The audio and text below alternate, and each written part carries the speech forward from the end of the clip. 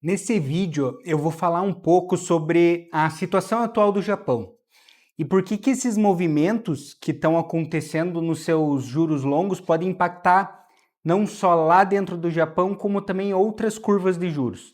O Japão é um dos principais países que a gente precisa acompanhar quando a gente fala de macroeconomia, porque ao longo dessas últimas décadas ele se tornou uma coisa meio curiosa dentro da macroeconomia. Foi um país onde as leis econômicas pareciam não funcionar. Os juros não subiam, o governo é muito endividado e conseguia rolar sua dívida e a inflação basicamente não acontecia. Então a gente vai entender o porquê que tudo isso aconteceu. E a verdade é que, apesar de várias manobras feitas pelo BOJ, nenhum experimento monetário é eterno. E agora em 2025, o Japão está precisando soltar o controle sobre o seu mercado de títulos. E o Banco do Japão, depois de ser durante décadas um comprador voraz da dívida pública japonesa, começa a descobrir que não existe saída fácil desse labirinto que ele mesmo criou para o país. E para entender o que está acontecendo hoje, é preciso compreender o peso estrutural que sustenta tudo isso. Bom, o Japão tem a maior dívida pública relativa do mundo desenvolvido.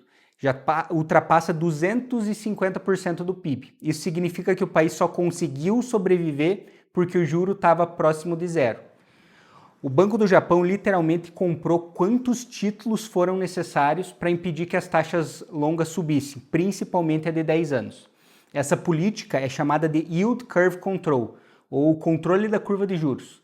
Ela transformou a curva de juros japonesa em um preço administrado. Basicamente, o Banco Central controlou totalmente e tornou o mercado irrelevante. Se você não entende como funciona essa política, eu vou buscar explicar aqui. Só antes de explicar isso mais a fundo, se você gosta desse tipo de conteúdo que envolve mecânica monetária internacional e como funciona esse duto de liquidez ao redor do mundo, eu te convido a se inscrever no meu canal e curtir o vídeo. Se você já me acompanha e sabe das minhas teses sobre o colapso que eu vejo acontecendo nos próximos meses, ou se simplesmente você está preocupado com a situação que o mundo está nesse momento e quer proteger o teu portfólio, gastando aí cerca de 2 a 2,5% ao ano, eu deixei um formulário para você preencher para que eu consiga entender melhor a tua situação e assim juntos a gente possa traçar um plano para proteger o teu patrimônio. Todos os links estão aqui embaixo na descrição. Mas voltando então, eu estava falando sobre esse controle da curva de juros. Bom, para entender isso, a gente precisa entender que cada país, para pagar suas contas, ele precisa se financiar. E esse financiamento vem da emissão de títulos públicos. Quando um país emite um título público, ele promete devolver a quantia arrecadada com juros depois de um determinado prazo de tempo. Por exemplo, aqui no Brasil, se os juros estão a 13% e você compra um título pré-fixado para 2027, você está emprestando dinheiro para o governo e aceitando esses juros de 13% até o ano de 2027. Então, basicamente, o valor determinante desses juros que o país paga se dá pela demanda que esses títulos são requisitados. O que isso quer dizer? Se tiver muita gente querendo emprestar dinheiro para um país, a taxa tende a ficar menor, porque há um excesso de demanda pelos títulos. Da mesma maneira, se um país é fiscalmente muito irresponsável, por exemplo, e ninguém confia nele, para emprestar dinheiro para esse país, você quer uma recompensa maior, porque o teu risco também é maior. Mas por que isso não acontece no Japão? Porque o Japão acaba não tendo tanta demanda pelos seus títulos, mas mesmo assim ele consegue que os juros fiquem próximos de zero. Justamente por essa política de Yield Curve Control. Basicamente, o Japão emite títulos e o montante que não tem comprador é adquirido pelo Banco do Japão. Assim, na teoria, é como se esses títulos japoneses tivessem sim um comprador. E por que, por exemplo, o Brasil não faz isso? Isso com certeza deixaria a Selic mais baixa, né? Porque daí não precisaria aumentar os juros buscando mais atratividade para os investidores. Poderia, mas isso tem um impacto gigantesco em outras áreas, principalmente no câmbio. E o problema é que tudo na macroeconomia tem consequência. E assim, se essa situação fosse só doméstica, como por exemplo o que aconteceu na Grécia, mas o Japão não é só um país endividado, ele sempre foi um pilar do sistema financeiro global, desde os anos 80. E por que eu falo isso? Porque durante décadas, com os juros deles próximo a zero, os gigantes japoneses, que eram seguradoras, bancos, fundos de pensão, eles exportaram trilhões de dólares para comprar ativos no mundo inteiro, principalmente nos Estados Unidos. E esse fluxo foi uma âncora de estabilidade para os mercados, principalmente na Europa e nos Estados Unidos. Então o Japão ainda tem uma carta na manga. Ele tem muitos títulos americanos e muitos ativos dentro do mercado americano.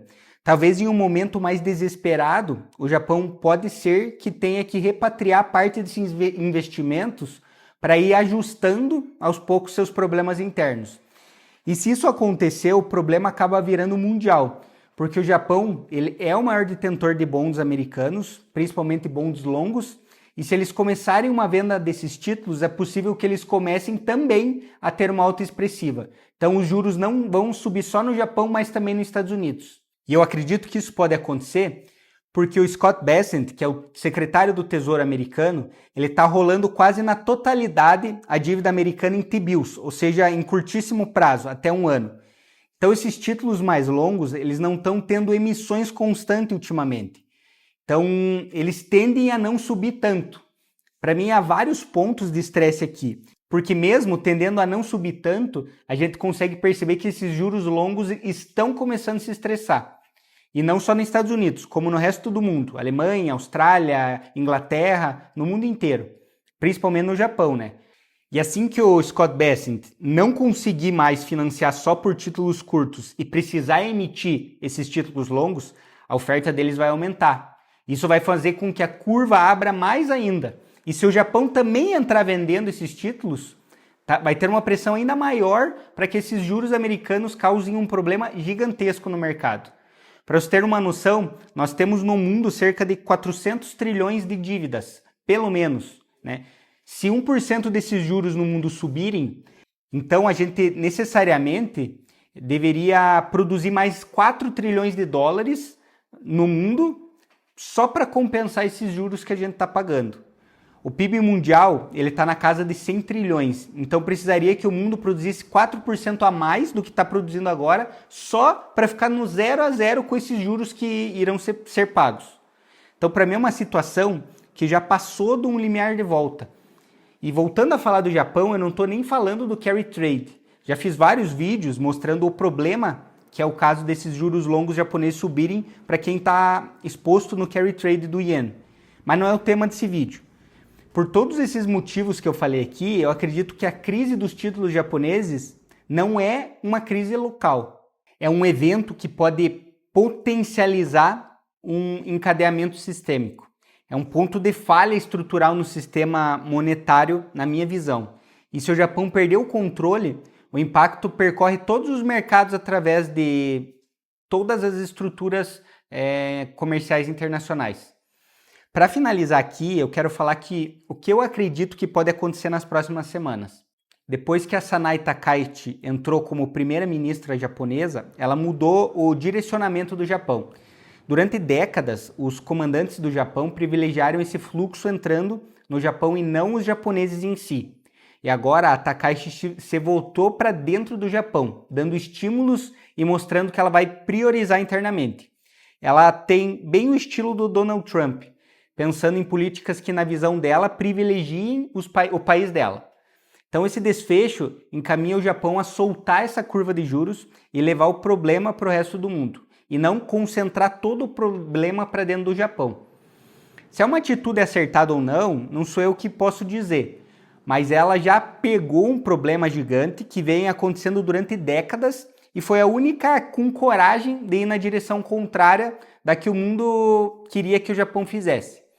E o que isso significa para o mundo? Significa que o sistema financeiro global, que foi construído sobre a premissa de que títulos soberanos são ativos basicamente livres de risco, está prestes a enfrentar seu primeiro grande teste real.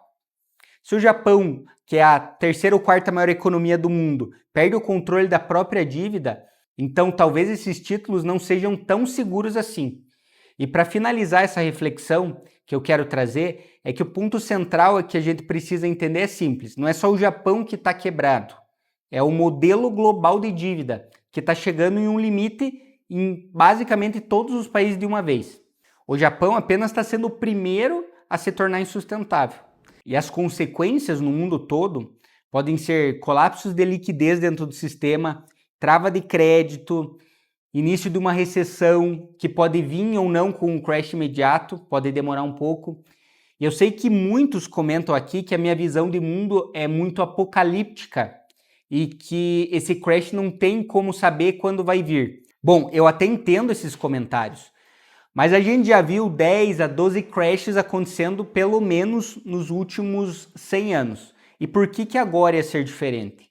Os governantes estão gastando mais do que nunca, as alavancagens estão em níveis mais exagerados do que nunca. Não tem por que eu achar que dessa vez vai ser diferente fazendo as mesmas coisas. E claro, não tem como saber quando que vai efetivamente acontecer. Mas justamente por isso que eu prego que a gente precisa estar o tempo inteiro protegido, em todos os momentos. Porque do jeito que a gente tá, a gente não precisa de um gatilho grande para que as coisas comecem a desmoronar. Bom, no mais é isso, eu deixo aqui algumas recomendações de vídeo também, caso vocês queiram continuar se aprofundando. Não esqueça de curtir o vídeo e assinar o canal. Um abraço!